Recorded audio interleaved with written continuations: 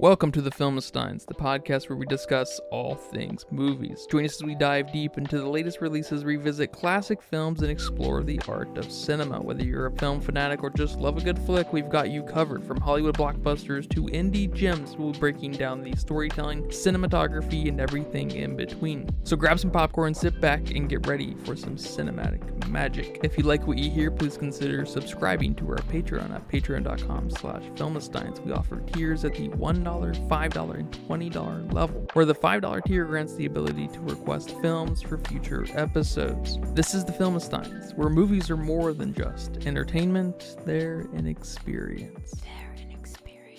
All around you. And welcome back to the Filmistines. We're glad to have you here with us, the listener, not my co-host. Yeah, I'm not glad.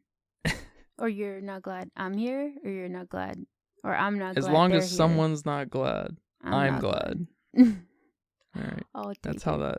You can join us every Monday, Wednesday, and Friday for brand new episodes of the Filmistines covering all sorts of films. Recently, we've covered Sunshine, Insidious Chapter 2, Her, No Hard Feelings, Elemental, Spider-Man Across the Universe, and of course, go check out Beau is Afraid, my favorite movie of the year. Our ultimate Pixar ranking, Barbie, Decision to Leave, Oppenheimer, so many great films this year. Not all those films came out this year, of course. Sunshine came out like 40 years ago, and it looks like it. But I am joined today by my lasagna-eating friend, Lucy. Hello, everyone. Hello. You know what? I don't like being your lasagna-eating friend. I don't particularly like lasagna. It's okay. I'll eat it, I guess, if it's the last thing there is to eat, and I'm super hungry. Maybe I'll grab some lasagna, but it just kind of gives me heartburn. And it's just too much cheese and too much red sauce. Red gravy. Yeah, red gravy. My bad. I'm not Italian enough. Yeah, Italian food, American Italian food especially, kind of sucks. It's all just... It's just heartburn in a dish, basically. Yeah, and I feel you. And it's just, how many different ways can we combine pasta and red gravy? You know? All right, that's fine and all. I know everybody has their favorite noodle and everything. I will say lasagna. I'm not a lasagna fan either, but I will say lasagna is at its best when it's about a day old, sitting in the fridge, and you reheat it, because it's all like congealed in together at that point. Because when you make fresh lasagna, the layers separate too easily. We'll say. And lasagna's defense. Fresh lasagna? Like homemade lasagna? Yeah. Yeah, I don't know how many times I've had actual homemade lasagna. I usually just buy that shit from the freezer section at your local supermarket. Or buy it at a restaurant. But I'm not gonna pick an Italian restaurant to go eat at. Nope. I guess American Italian. Your Fazoli's, your that's the first one that came to mind. Your what's the other one? Olive Garden. These are, I don't even know if these are Italian. What's that other one? I don't know. But I'm either going for chicken Alfredo or chicken Alfredo. And if there's no chicken Alfredo, I'm going for a salad. But every once in a while, I'll get risky, want to try the lasagna, and just regret my choices. I'm like, damn, I really spent $15 on a tiny little square of heartburn. And carbs. Heartburn and carbs. Yep. You must love Mondays if you don't like lasagna. Not gonna lie, I'm excited for a good Monday. On Sunday, I'm not excited for a Monday, but on Monday, I'm excited for a Monday. Today, we are covering the lasagna-loving, Monday-hating Garfield, the movie. The 2004 classic film of mediocrity. Straight to DVD. Straight to Nickelodeon. Straight to DVD? No, I went to theaters. Oh, okay. I'm just kidding. It was actually quite the hit at theaters, too. Good. It deserves it. It was. Pretty crazy, actually. Because I can imagine a Garfield film being made today, being made in such a way that Garfield is just the comic relief and John is going to be, the kind of the main character. And so I got to appreciate the times of a Garfield movie casting a mega famous person, first of all, to be Garfield. We'll talk about that. But also, like, making a Garfield story, a proper Garfield story. I'm not familiar with the comics, to be fair. I'm sure they are very Garfield oriented. Mm-hmm. So I'm sure the movie, in a way, does the comics justice in that way, at least. But yeah, we are covering a seminal film to your childhood. Yes? It wasn't the first film I watched, or, well, obviously not that I watched. That would be funny, because you would have been 9. Yeah, that would have been crazy. Or 10, maybe. You telling my age here? Dang. Oh, shit. I mean, you would have been 4. Sure, we'll go for it. Yeah. But it was definitely one of the first films that it made me like a cat, really. I wasn't a big cat person, not a cat fan, especially after I had a friend who had a cat and it scratched me, so I was, a little scarred. That seems to happen to folks. They get these early traumatic experiences with a cat, and they don't realize at the time that getting scratched by a cat is part of the fun of owning the cat. So it ruins it. Yeah, I definitely know that now. That yeah. It's just what happens. It's what they do. That's funny. I've always been a cat person, and I didn't really care about this movie. Well, it made me really love Garfield and a fictional cat. And I was like, oh my God, I didn't know cats could be this fucking cute. And on top of that, I was already a little bit into the comics. Which is weird. It is weird. I think so too. And for some reason, I had a lot of Garfield coloring books too. And I like to kind of, mimic the drawings I saw in the coloring books. So I drew them all the time. You know what else I drew? The little Pop-Tart people on the Pop-Tarts. That was a big thing. Like Garfield and Pop-Tart people. That's very emo, I feel like. Drawing the Pop-Tart guys, that's very emo. I draw them everywhere. On my body, on my notes at school, everywhere. But the Garfield one's interesting. That's a funny poll, because that's not of our time. I don't think. No, right? I don't think so. Because no one was... And I wasn't obsessed with Garfield. I didn't have the shirt or the plushes or anything like that. But I did like, I guess, just the animation and the illustration. It was for some reason really captivating for my 4-year-old self. And when this movie came out, I just loved it. It was hilarious. It was, I don't know how new CG was in 2004, especially in kids' films, but I'd never seen anything quite like that. It was expensive in the beginning, so it was not super... It was pretty common, but it wasn't as... It seemed like people were willing to spend more money on it back in the day. Mm-hmm. Films, I'm spoiling it here, maybe a little before you, but films like this were much more expensive than you might think because of the CG. Oh, well. Like it's pretty crazy. We'll whoop that out later. All right. But yeah, CG was had been around since the 50s and 60s, so it had been kind of evolving over time. Really? Yeah.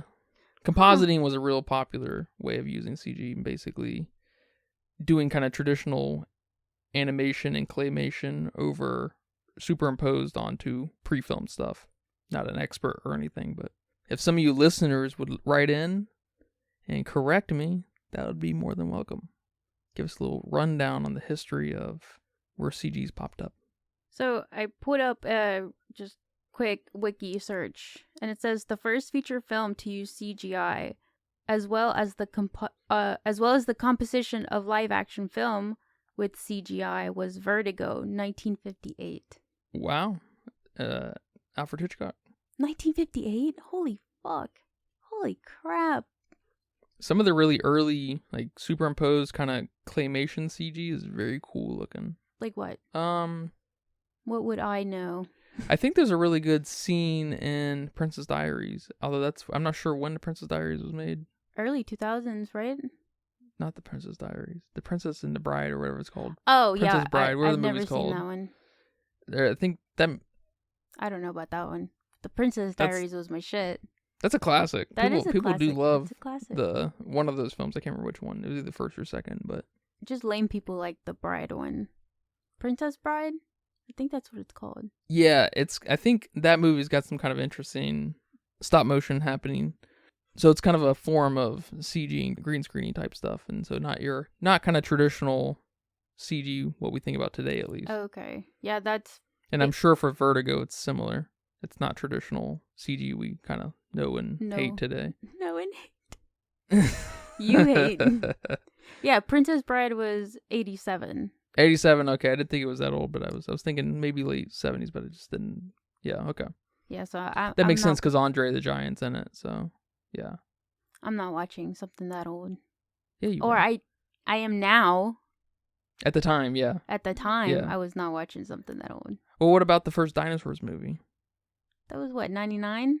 Yeah, 99, 2000? Yeah. That was about, That's on the line. That's making it into the entry. And it's a Disney film, so it gets a little bit of a pass. Because then you could bring in all the princesses. There's an exception there. But the Princess Bride, I'm assuming was not animated. Real people and an old movie? Probably was not watching that. So I guess Garfield's not super... Early. But still great. It was early to me. And it was part of the boom, too. Where we just became obsessed with CG. This was 5 years before Avatar. So we... Holy crap. I will say Garfield looks pretty good. He ages pretty well. With the exception of, like, what he interacts with. Other than Odie, I feel like his interactions, which is like maybe a little funny because you'd think those interactions might be the harder ones to capture.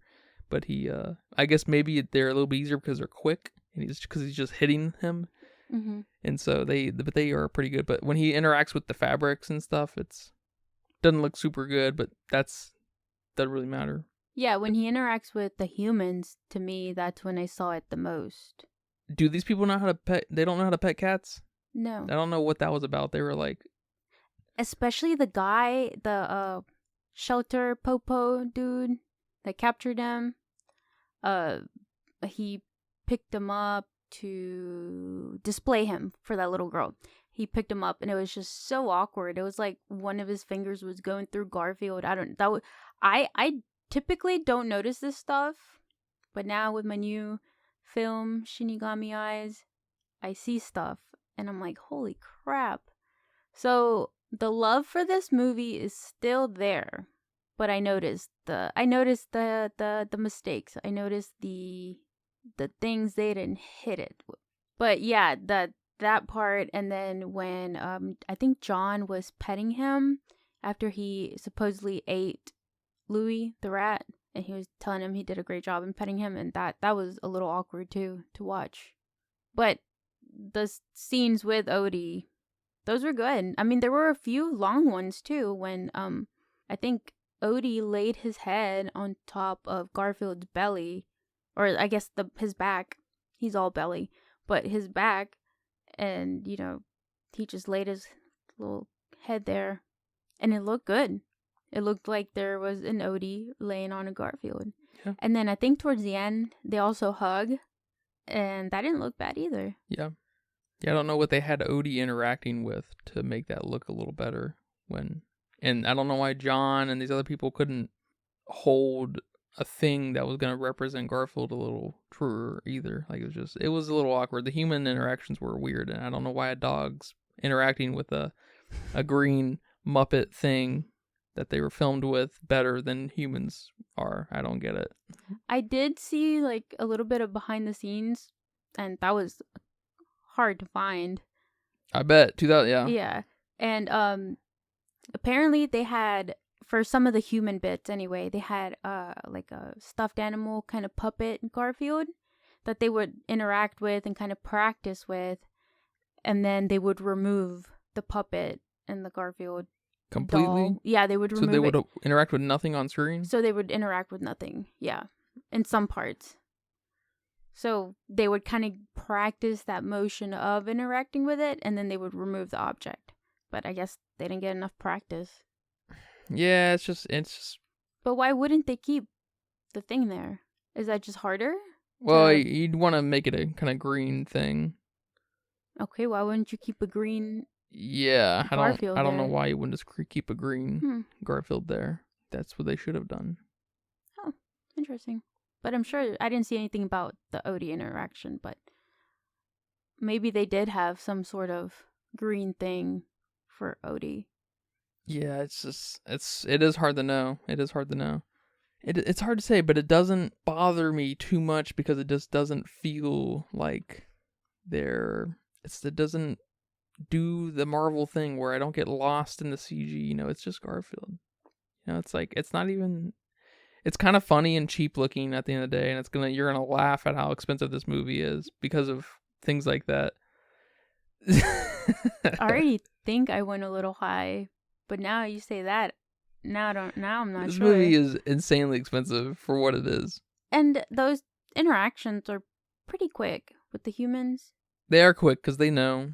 They know it looks bad, of course, but you'd think they would have tried to keep the camera a little bit off them. They wouldn't be front and center each time because even though Garfield is being handled, he doesn't need to be maybe at the center of the screen, so we can maybe kind of, obscure the bad interaction. But that requires some serious kind of planning, and I'm sure it's very hard to get that in order when you're filming the movie and in post. Your post guys are going to have to be very much involved on set, and that's, I know, becoming more and more common today because of, how fast it is to edit things just on the fly these days. People are editing on set with color correcting, color grading, like seconds after they film stuff today and stuff. Oh, wow. And then they'll show them on their tablets and everything, be like, what do you like? And so they're already getting things for post in order as soon as they're done filming certain things. Yeah, it's nuts. That's one reason you're seeing things made of such high quality in such quick succession too. Like I would say T. West's, Pearl and X, and those two horror films. Yeah, but I didn't know they were quick. Yeah, they came out in the same year. And they were the same director? Yeah. Oh, okay. And then we're seeing this again happen with Talk to Me, that new horror film with the hand, made by those two YouTube guys. And they've got two films. One of them, I think the prequel was already mostly filmed. And then they're already starting the second one. So they're going to have probably two films come out next year. And so it's pretty nuts how quick, those are horror films. They're kind of lower key in general. And so they, it's just kind of natural for them to get out a little sooner, I guess. But it's pretty cool how that things have changed in that way. And Garfield would have benefited from that, of course. But especially for the price of how much it costs. You'd think they would have already had that. You think this would have involved cutting edge technology for how expensive this film was. Oh my gosh. I'm hyping this up more than I probably should. So you tell me. I did think there were some good CG parts in here that I was surprised by how good they were. One was where Garfield was trying to get back inside the house and John had shut the door on him and he smacked his kitty face on the door and it looked like he really smashed his head on the door. Yeah. And I would assume an action like that would be a little hard to do. Yeah, that requires hardcore animation skills. Yeah. Absolutely. And then when Odie licks him, and we just I guess mentioned a lot of the ones with Odie look, fairly good. But I was just, really surprised that this dog could be licking whatever it's licking and they can just pop in a cat. Pretty cool. Yeah. This dog had a great performance. It's probably one of the most impressive things about this film. I think some of that hopping was repeated. Like they managed to get a good clip of him being real symmetric and they managed to get two hops in a row that were exactly the same. I think that happened every time he hopped, except when he was in the house. I feel like I saw that. I feel like they just kind of were able to kind of copy and paste that back to back. And I was like, that's actually pretty clever if you can make that look smooth. And I think they did a good job. I think they did too. Yeah, I didn't even notice. But I'm not sure if they did. They may just be trying to knock this film down. But I am impressed that they managed to get a dog to do all the twirls and hops and everything, and that's pretty cool. And it's crazy that they made Chapman do a backflip too. That was weird. I know. I couldn't find anything on if that was him or a stunt double or how the fuck they did that, but that was cool. I think they took him and then just flipped him like in an they just took stills of him and they just animated him flipping. So he actually did a flip? He was static, and then they got an image of him, and then maybe an image of him with his legs spread out a little bit more, and they just animated him. Like they took that first image, and then they put that second image up a little bit higher, and then they flipped him literally on the editing. In the editing, yeah. Yeah, in the editing. Oh, that's funny. I didn't. That's what I think they did here. No, I don't even think there was a stunt double. I think they just did that. So. Tell me why Odie is like the only animal that doesn't talk. Is he dumb? He doesn't talk in the comic strips. So I think that's important. Yeah, I think they wanted to keep that there. So Garfield's not the weird one here. He's not the only animal talking, obviously. Yeah. Odie's the weird one, which is kind of funny because I liked Garfield's friends and big bully. I guess he's kind of the bully. Garfield is. But the Doberman, I think that dog is that big dog. Yeah. I liked the intro part basically with him talking to his friend and the gray cat. That's all cute. I like that. And I like that style of animation where we animate live animals, their faces. Like we're getting that again with Stray, this new film. Okay. I think that's really weird and just unsettling, but it's fun. Yeah, it's a fun style. One thing I really like about the intro too is that it keeps a lot of the cartoon elements. So, I mean, it's a fun watch. You know, you start out this film with him saying, "I hate Mondays." Like that's iconic Garfield line. And great way to incorporate that. And then he has this contraption to steal milk, and he steals a pie. And yeah, those are kind of crazy, silly little things, but they're funny because they're very cartoonish, very comic-ish. So I like that they kept a lot of that here in the film. Yeah, I agree. I like they're almost, and it happens twice. I guess the milk thing happens twice, and then the other kind of Rube Goldberg type like order of operations happens when he's pissed because they just came back from the show, and John ignored him, whatever. But he's pissed, and he hits a ball out of anger, and then the ball knocks over a bunch of shit, and eventually knocks over the desk. And that's what gets him kicked out. That's right. And that the whole that's a fun Rube Goldberg kind of thing that happens there, and I imagine that's always super fun to fit in where it makes sense, and they get that in twice here. I think that's cool. And it made sense. Yeah. And it makes sense. It helps feed the cartoon narrative. It sure does. Going back to Odie a little bit, why did they make him look so mangy? Do you know what cartoon Odie looks like? Yeah. They couldn't have gone for a cuter dog? Was this the only dog that could dance on its hind legs? Yeah, and had the color scheme. Yeah. You're saying he had the color scheme? Yeah, okay. Because Odie's like yellowish. He's yellow, but then he's got some brown in him. So, okay.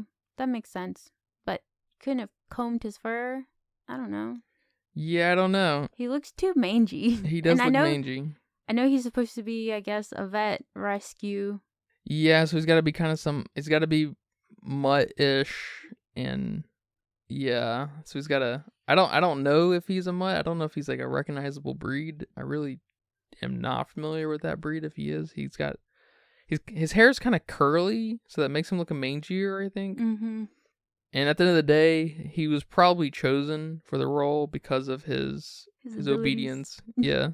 He was able to hop like crazy. So they were like, I mean, we don't really have any other options. We got to go with this guy. So, because I'm sure that's a pain in the ass to work with, is animals. Yeah. Just like children. I bet. And old people. Old people. Yeah, they get tired. They can't do a lot of takes. Damn. So they better fucking pull it out quick. You know what I mean? Don't be fucking around, old people. Do what you gotta do, then go home. Rest for your next scene. Exactly. Yeah, no, I get that. I assumed he was just supposed to be a mutt because he came from the vet and everything. And yeah, that makes a little more sense. I wonder, how do you feel about, maybe it's in the comic. I guess, is Liz in the comic? Yes. Liz is in the comic. And John. Well, obviously John. Yeah, of course John. Duh. I didn't know Liz was in the comic. That's interesting. Okay. But I think comic Liz is more... She doesn't look anything like... I think John kind of looks like John. But Liz doesn't look like Liz. And this Liz is very happy and optimistic. And the other Liz, I think, isn't. Okay. Is she a vet? Yes, I think she is a vet. Okay. I think. Does Odie come into the picture in a similar way? I don't remember that.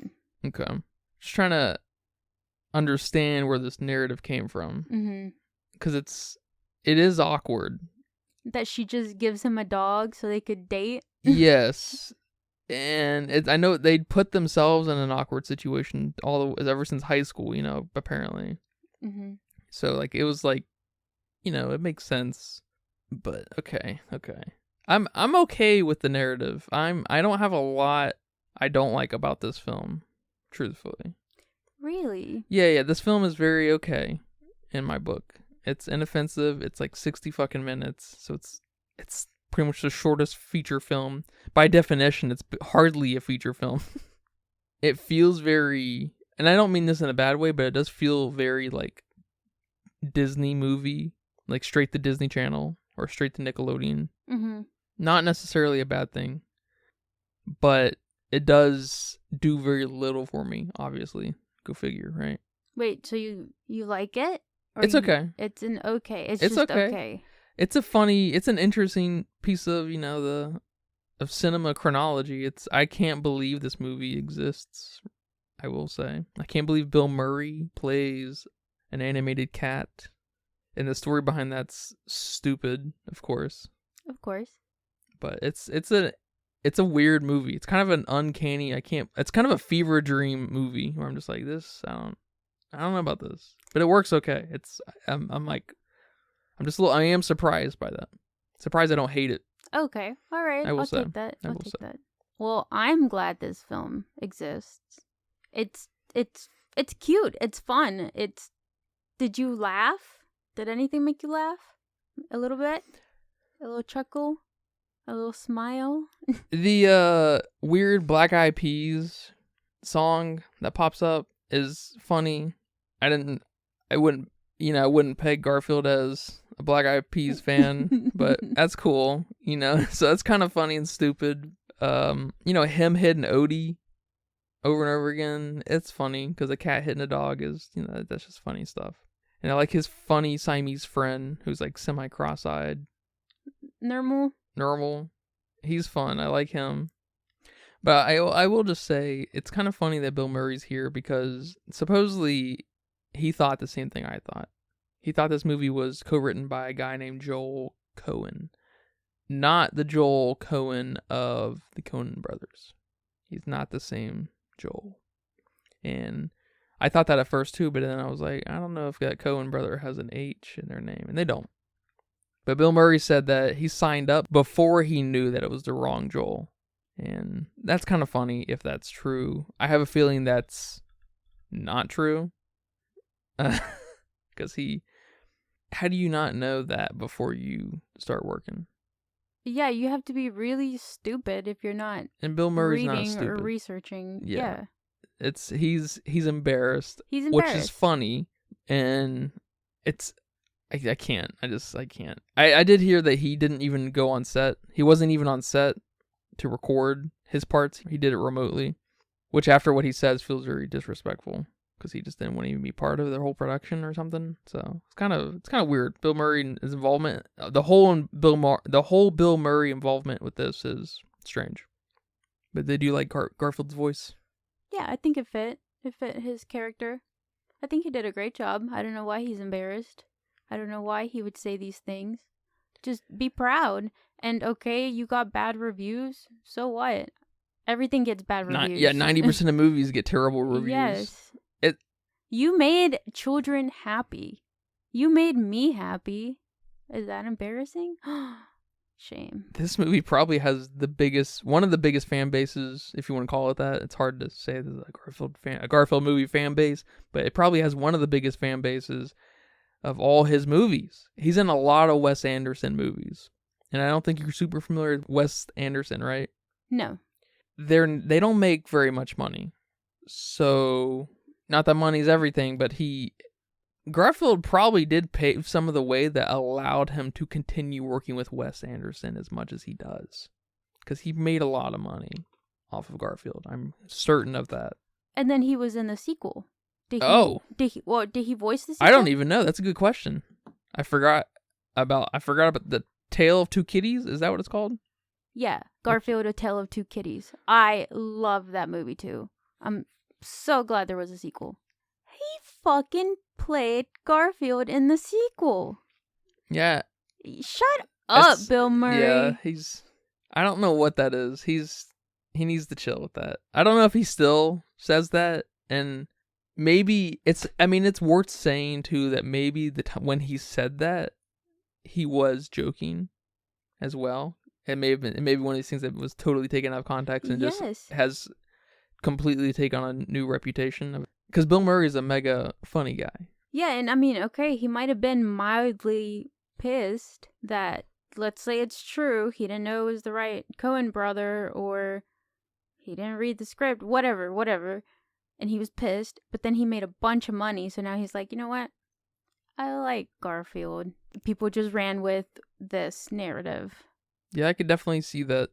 Because I've never seen, I don't know, even if you see it, it's one of those things that I don't know if you can take anything Bill Murray says so straight. Mm-hmm. You know, I don't even know. I don't know if it's the same as like the Jerry Seinfeld thing in the B movie. Because he's also very...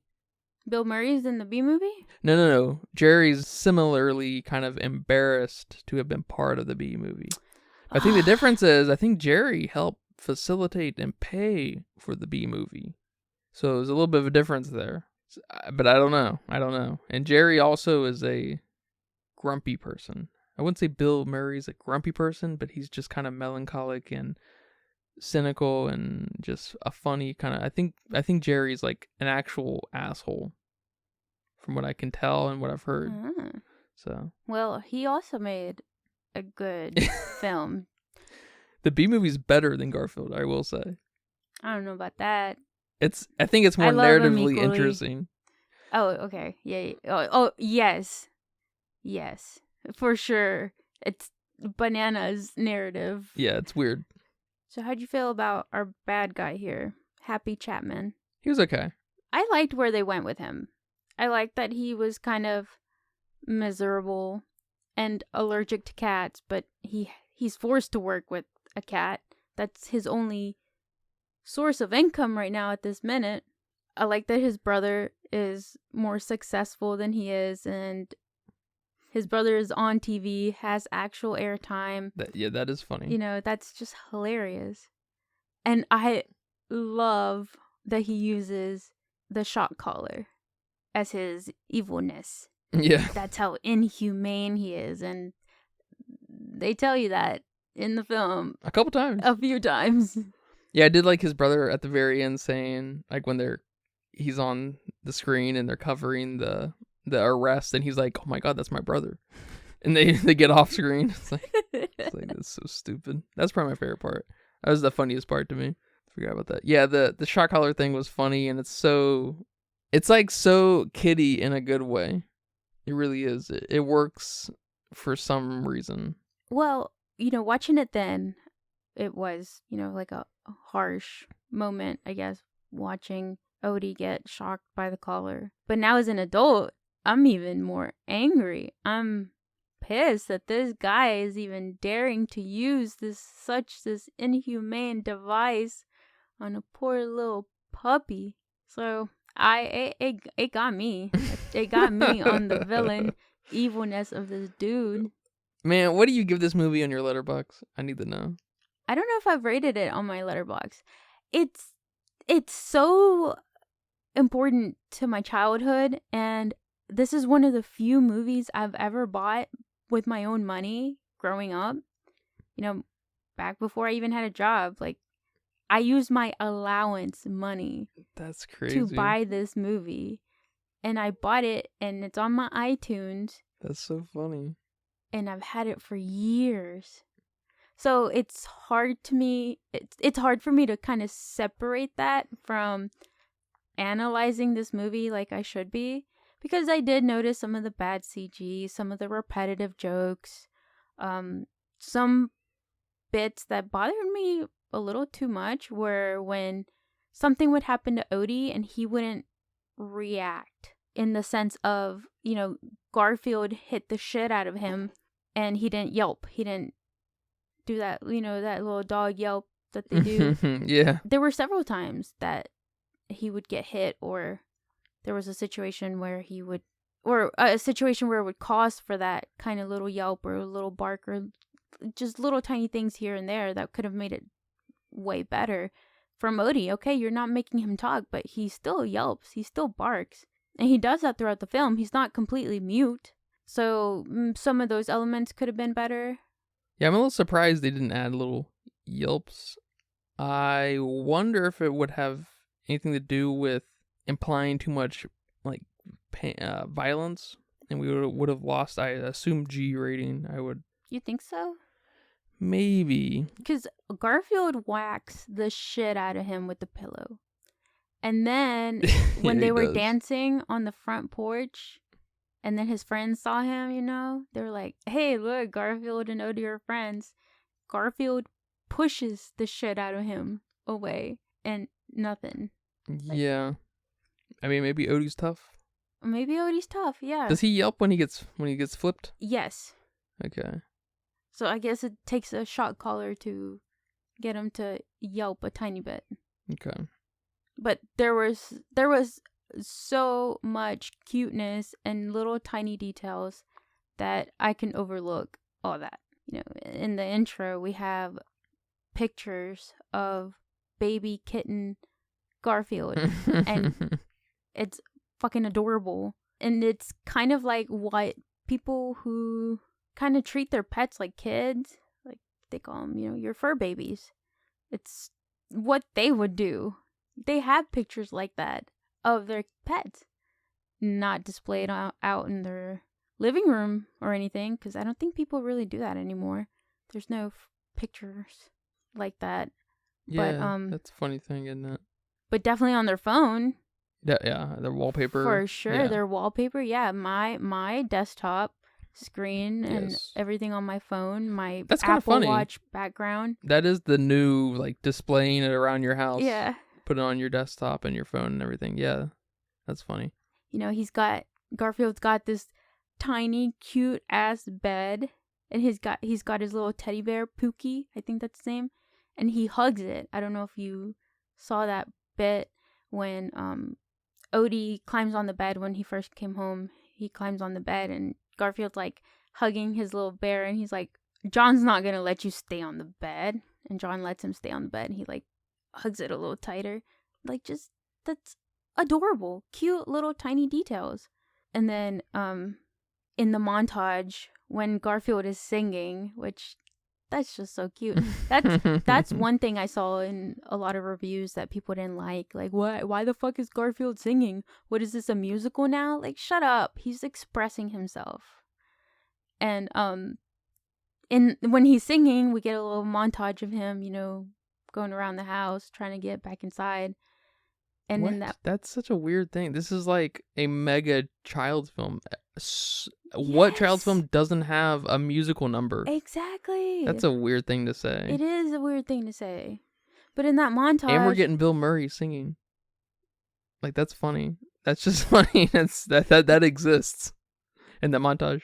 Yeah, in the montage, he's John's giving Odie a bath, and you know, you don't think about it until after, and then he runs away and he doesn't have his collar on because John gave him a bath.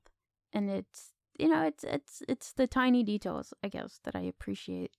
The jokes, I think the jokes were hilarious, even if they were said twice. And oh my gosh, these reviews were killing me. I I couldn't even read them because someone was mad that when Garfield fell through the lasagna truck, they're like, oh, that should have killed him. Okay, maybe. Yeah, he probably, also wouldn't have gone through the truck. You going to say that too? He also wouldn't have gone out of his house to go save a dog. Yeah. He also wasn't going to accept this Rube Goldberg, mechanism. He also wasn't going to trick this Doberman. He also wouldn't have his own bed probably in 2004. He might today. Yeah, it's part of the fun, him going through a lasagna truck, falling in, and people are just so mad about it. They're mad about the singing. They're mad about them dancing to the Black Eyed Peas. They're mad about the lasagna truck. And then I think they were complaining about all the food jokes that Garfield does. Like, okay, we get it, you're fat. That's funny. That's part of the fun. I don't know about the comic really, but I imagine he's probably a pretty flat character, and lasagna is always like a punchline in almost every comic kind of thing. Food and lasagna, yeah. So like they're just, they're trying to stay as true as possible, and it seems like they're doing a pretty good job, for what they have. Again, I think it's amazing that there is a Garfield movie. I feel like that was probably pretty hard to pull out. Now, one reason it's probably so short is that it's just, where could you have possibly gone with this, It's cute. It is what it is. Yeah, no, I think this is an extremely serviceable movie. Like, I'm glad I've seen it. I'm glad I, saw it several times when I was young. I will say you're probably the only person I've ever met who remembers it. Probably because I watched it a little bit too much. Or what do you mean? Like, I actually remembered it from 2004 and bought it a little bit older. It's kind of a funny, important movie to one's life, because it's not like Shrek or Ice Age or one of the early Pixar films. It's Garfield the movie. That's kind of a funny thing to have in your like early cinema vocabulary. 'Cause, everybody's cat movie is the Aristocats, if they have one, right? And that's a pretty iconic Disney film, especially pre-90s. Mm-hmm. That's fun. Yeah, there's nothing wrong with the commercial film, commercial director, and there's nothing wrong with Bill Murray selling out, to pay the bills, to allow him to do the things he wants to do, Bill, if that's something that eats you up, man, don't let that eat you up. That's fine. I wish I could sell out. I wish I was in a position to sell out. I'll play Garfield any fucking day of the week. Yeah, look at all these great actors who sold out in Sunshine. Did the movie make money? I can't remember. That's so funny. No, Sunshine did not make any money. The budget was $40 million, but the box office was $32. It lost money. Well, the actors probably still, they probably made out on top then. They're like, all right, we dodged a bullet, I liked that Garfield sort of managed to find his way to the city by looking at the back of a cereal box. That's funny. It was his little kitty nuggets box. His kitty kibbles? Something. I don't know what they called it. Oh, yeah, and I guess it was kind of graphically designed like a cereal box, I should say. Yeah, that's funny. That's cute. I like that. He's like, how long will it take to get there? Paw and a half. Yeah. It's so, yes, it's a little childish, but it's very cartoonish. Cartoons feel childish sometimes. Yeah, and they're not. Like that joke he made when, John's like obsessing over Liz, and he's like, John, why? Just let her leave you. Why do we want a vet living with us? That was hilarious. That killed me. And then he said it was creepy with her being around the house. Yes. That's funny. This is like, I don't mean anything by this really, but this is like a proper little kid movie where it's like, there's a little bit of something for the kids, a little bit of something for the older folks, and it's just, it knows what it is. It delivers. It doesn't get in its own way. Where, Garfield hates Odie Garfield's living his life. He's fucking forced to deal with Odie, hates him, makes him run away. And he's like, fuck, now I gotta go get him. Garfield's on a mission. All right, that's it. And, I guess for 1 ounce of believability, we gotta have John and Liz right on his trail, right on his tail, I guess, to make sure he gets home safe and everything. But, right. But yeah, it's funny that this movie actually works. It's great for its time, and I think it holds up fairly well. I would want to show the nieces and nephews this film, and I think they would laugh. I think they would like it. What else can you ask for, Yeah. You're bringing laughter to millions, Bill. Exactly, Bill. Don't be embarrassed. Jesus. Don't hide behind your thousands of dollars. Millions. Of dollars. I guess at that time, I don't know his financials. He could be broke. He probably made $20 million on this film. Oh shit. Probably. Did they miss an opportunity to play Who Let the Dogs Out during the dog contests when they all scattered? That's what I felt like should have played. I don't know what played. I think it may have been Black Eyed Peas again. Yeah, it was that Hey Mama song. But did they miss an opportunity? You don't get a lot of chances to play Who Let the Dogs Out when the dogs are running, That's true. I feel like they had a weird amount of advertising things. I don't know what you call them, but just advertising, I guess, in this movie. Because we had that Wendy's commercial, and then at the dog show, there was a giant Petco sign in the back. I didn't see that. What else? It was another one I noticed. I think it was like a Pepsi thing. And maybe the Black Eyed Peas were... less so probably. But yeah, maybe. Like super popular then. So they want to kind of advertise that. Maybe. But Wendy's and Pepsi and all them, for sure, they were cutting some checks to be part of this. That's cool. Yeah. I want to say there was more, but I can't remember them. I should have written them down. But maybe the Who Let the Dogs Out song was overused then too. I feel like that was played a lot in dog movies. Yeah, I don't watch a lot of dog movies, so I'm not familiar. I think there was one. Didn't that song play in one of the Rugrats movies? Yes. That was around this time, probably. I think so. So we didn't want to get too close to that. Which is ironic because Garfield would later be acquired by Viacom, who owns Nickelodeon. We're going to have to get you to play as Garfield in the new Nickelodeon All-Stars Brawl game. Ooh, I'm excited. Is he coming to it? So he was free DLC in the first one. Okay. And I think he's going to be part of the base roster in the second one. Okay. So we'll see. That game was decent.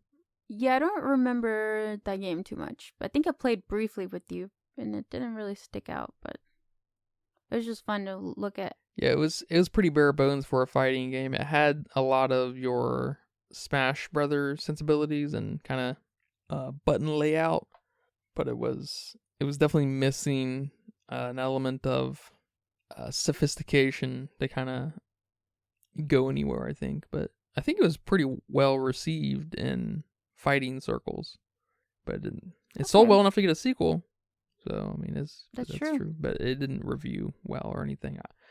I thought it was decent. Okay. I definitely will play a sequel. Well, now I will. Garfield's on there. Now you gotta play as Garfield. Oh yeah, I think I just liked playing as Reptar when I played with you. Yeah, Reptar was like the Bowser ripoff or clone. The clone. That's what they call them, clones. Oh really? Yeah, or echo characters. Oh okay, that's an actual. That's an actual term. Yeah. Yeah, man. Well, do you have any final thoughts for me? Watch this film with your loved ones. Sure, but with your childhood eyes. You know, go back in time when you weren't so grumpy. When you weren't so what's that word? Jaded. When you were carefree, when stupid stuff made you laugh, when you didn't complain about every single thing. Go back there and watch this film. And then let me know what you think. Let me know if you're like, it still fucking sucks. I tried that. Then okay, it is what it is. Yeah, it was a nice positive message. I like that. We should probably practice that a little bit more here and there. But yeah, cool. Well, thank you for watching this film with me. Thank you for watching this film with me. I was so excited you allowed me to pick this. You're welcome. Do you have a game for me? Let me get your budget guess. What do you think? We've been hyping this up. How much do you think this movie cost to make? Now I'm not confident at all with my budget guess. I gave it 20 to 25 million. So this movie cost $50 million. Okay. Twice what I guessed. Why? I don't know how this movie cost $50 million. And in today's money, I mean, that's going to be pushing almost $70 million Holy probably. Fuck, no way. No way. Probably like I would guess probably 68. That's what I would guess. If you account for inflation. I don't know how this movie cost $50 million. That's insane. Were there a lot of sets? There were several, yeah. You know, we had the whole fucking cul-de-sac. Okay. So there is that. But if I had to guess, that was all on a studio lot already pre-built, if I had to guess. So that costs less. So it costs less, build. But I don't know. Maybe they had to build it all out. If they built it all out, oh my God. That's where the money was at. Okay. Building costs a lot of money, obviously, right? The Los Alamos section of Oppenheimer cost $20 million to build on a $100 million budget. And that was like almost barren. It was just dirt. Yeah, it was. Oh my God. Like, building stuff is expensive, obviously, but it's, you know, it kind of helps put things into perspective. Yeah, this fortunately didn't matter. They made $203 million. They made lots of money making this film. I'm sure the sequel did well too, because this was obviously driven by children, which, you know, which is cool. You know, look at Mario. Mario's great, but, you know, another great movie. It made $1.34 billion because of kids, you know. That's awesome that this movie made so much money. Yeah. That's great. Take that, Bill Murray. I know, and I'm sure he makes some kind of residuals. What do they call them? Is that the word? Some kind of royalty-esque thing on this too. So he probably, I don't know if actors get, or I'm sure it depends on the contract. I'm sure it's different for, you know, any production, but yeah, man. Thank you for that guess. Not too close though. Better luck next time. Dang. Do you have a game for me though? I like your games. I do have a game. Probably be a little quick. What's your game? That's okay. All right, I have a rapid fire game for you today. All right, bet. First, Garfield or Crookshanks? Who is Crookshank? From Harry Potter? Is Hermione's that a Filch's cat? Oh. No, man. Oh God. Well, I know your answer now. Because they're both fat orange cats. Hermione's cat? Yeah, that's a good question actually. I don't. Eats Peter Pettigrew, or tries to eat Peter Pettigrew. He's trying to save everybody. Is her cat nice? Is it a pleasant cat? Does she get along with it? Yes. I'm picking Hermione's cat. And Ron just hates him because he's trying to eat the rat. Yeah, no, I'm picking Hermione's cat. You are? Yeah. All right. Garfield's causes a little bit too much trouble. He's a little too much for me. Garfield's a bully. He destroyed John's living room. He didn't mean to. I know. But I don't have the money to fix all that. You know what I mean? All right, well, I'm picking Garfield. All right, Fergie from the Black Eyed Peas, the girl. Yeah, I know Fergie. Okay. Now I don't know what you know. Doesn't she sing that song? She sings a lot of songs. Of about my milkshakes bring other boys to the yard. Is that Fergie? Yes, I think that's Fergie. No, that's not Fergie. Okay. Yeah, I mean, I know Fergie, I think. Right. She sings that song, Big Girls Don't Cry. Yeah, I know that song. All right, that's Fergie. Big girls are especially crying, just saying. Or Gwen Stefani. Oh, that's a little tough, isn't it? Can I see some pictures? Can you see some pictures? All right. Here's your Gwen Stefani. Okay. All right. There's your Fergie. We got bananas versus big girls. Huh, I guess they're compared a lot because there's a lot of side-by-side Fergie Gwen Stefani photos on Google. Yeah. Crying or bananas? I'm going to go Fergie. You're going to go Fergie? All right. I guess after looking at the pictures, I don't know what made you decide that. I like the Black Eyed Peas. They're alright.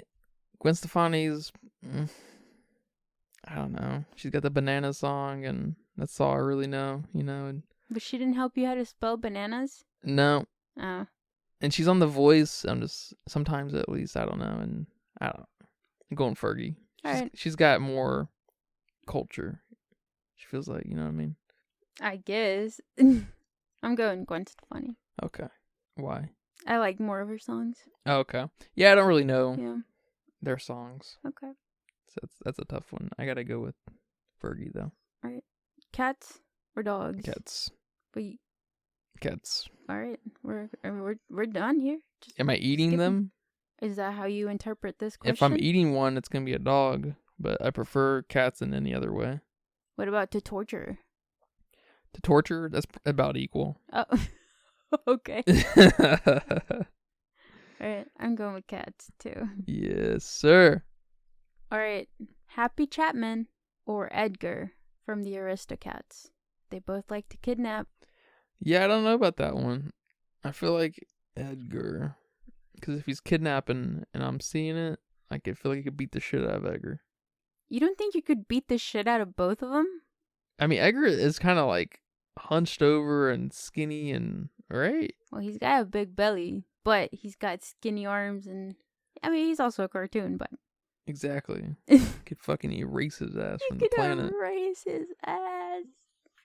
Yeah, I'm going Edgar too, but I'm going off of villain quality. Yeah, I don't really remember the Edgar, his villainness from the film. He kidnaps him and throws him in a bag and then tosses them in over a creek. That's pretty fucked up. That's a little more fucked up. Over money, basically. I think the old lady is like... He's definitely more evil.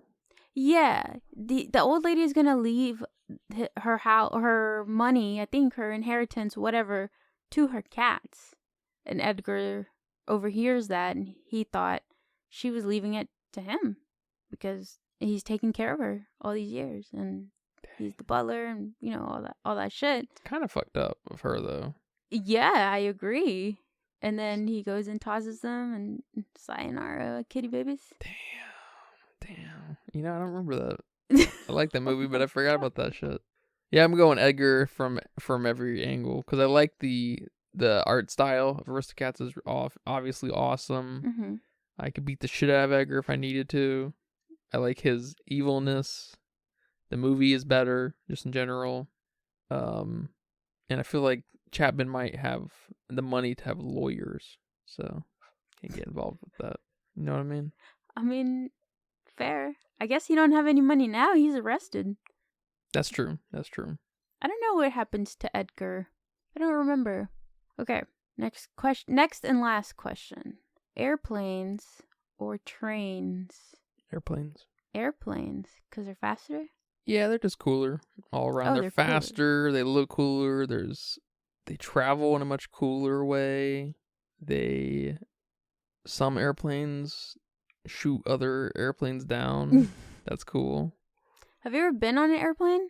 Yeah, several times. Okay, so you've been on an airplane and trains. I know you've ridden trains. I used to ride the trans, the Amtrak. Amtrak. Which, that's what the train was here, too. Oh, they were riding Amtraks. I've never ridden a train, so I don't know. But that sounds fun as hell. So I'm going to pick train. The train is where it's like, when you're riding the train, you're basically paying for time to, like, have a new friend, meet someone. You're going to be hooting and hollering by the time you arrive at your place. Oh, that's cool. That's going to happen. Okay. That's what happens on a train. See, I feel like a plane it's too much anxiety, and it's not the height thing or the I'm gonna die thing or turbulence or whatever. That you're fucking packed in there like sausages. You're packed in there like sausages. It's not quite like that on a train. You have a lot more room. And then just the process of getting in the plane. And then you want a cheaper ticket, you're gonna have to be packed in there even tighter. Well, you're gonna have to what's that called? When you have like several stops to get to your final stop. Oh, you know what I'm talking about? Connect? Yeah. I can't. Yeah, I know you're talking about. I don't think I've ever done that. I think when I went to New York, we had to stop at Atlanta or Chicago. It was somewhere in between. And then we went to New Jersey at that airport, and then we went to the city by a bus. So it was like too much. Bus travel sucks. I've never driven very far on a bus. I've never ridden very far in a bus, but bus sucks. I fucking hated riding the bus to school. Oh, I loved riding the bus to school. Oh my god. You had so much me time riding the bus to school. I guess. You could read, you could do your homework. That's fair. You could read. So you didn't. Oh, the homework too? Yeah. I was taking advantage of that shit. I didn't have no homework at home. Except, I guess, when I started taking AP classes. But before that, did all my homework either at school or on the bus. Boom, done. I'm never going to forget the lady I met. I think it was the very last time I rode the train. Her name was Ellie. She's this old woman. And, I mean, that was probably, 8 years ago at this point. And she was quite the old woman. Probably 70 or so. So she was up there, and she was going to meet her. I think she was going to meet her child, her daughter, and her grandchildren for Christmas. And we just. Oh, okay. She sat next to me. We sat next to each other, and so we were on the train for probably like 8 or 9 hours together, and we hit it off. And she told me she was gonna buy me some of my pots, but did she? No, she never did. She told me she was going to call me one day, too, and told me to pick up. And she said, don't forget me. That sounds weird to me from this end, but... Well, after an 8-hour trip I just spent, we just told each other our life stories, and, so it's, maybe not as weird. Okay, yeah, I have no experience sitting next to a stranger for that long. Yeah, she's probably in my top 5 for talking to someone so consecutively in such a short amount of time than like probably anyone else really. Ada, we talked for the whole time basically. Wow. Made the time, makes it go by fast too, of course. Yeah. But I'm never gonna forget about her. Her name was Ellie. All right, Ellie, if you're listening for some weird reason. That'd be crazy. I hope she's doing okay. It's been a while. Hope she's doing okay. Yeah, and I remember when we pulled up, I'm never going to forget the image, too, of her daughter and her grandchild there, and just the departure and us diverging, and that's the last time I ever saw her, of course, This sounds like a movie. I'm going to make a movie about Ellie. The whole movie's going to take place. It's just going to be dialogue on a train. I'm not watching and that it's movie. It's going to be sad as fuck. You know what I'm saying? Why is it going to be sad? What is wrong with you? Why would you make a movie with just mainly dialogue and make it sad? I can tell you how. We're going to talk for, 50 minutes in the movie, an hour of the movie, and we're going to depart, and we're going to go on our ways, and we're going to, I, as the main character, will have some time pass, and I'll receive a call, and it'll be in Ellie's name. It'll be from Ellie's phone. It will be... what's the word? It'll be on her behalf. It'll be on Ellie's behalf, and I'll answer, and it'll be this person, maybe her child, telling me that I was to receive a call when Ellie passed away. And so then there's the movie. There's the sad part. What if she left you her inheritance? That'd be crazy. That'd be a happy movie. That'd be... I couldn't take that. I guess I'd take it because she did it, but... I feel like that's to be fucked up. She should give it to her kids. But yeah, plane. Train took forever. I fucking hated it. Well, thank you for watching this film with me. Thank you for suggesting it, especially. And thank you guys for listening to this fine episode. Was this a fine episode? Yes. Thank you. Until next time, take care. Bye-bye. Bye-bye.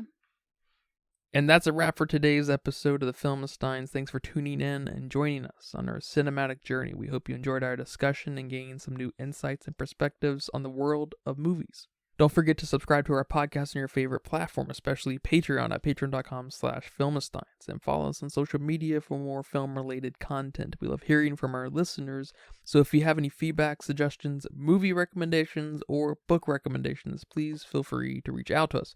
Until next time, keep watching, keep loving the magic of movies. This is the Filmsteins signing off.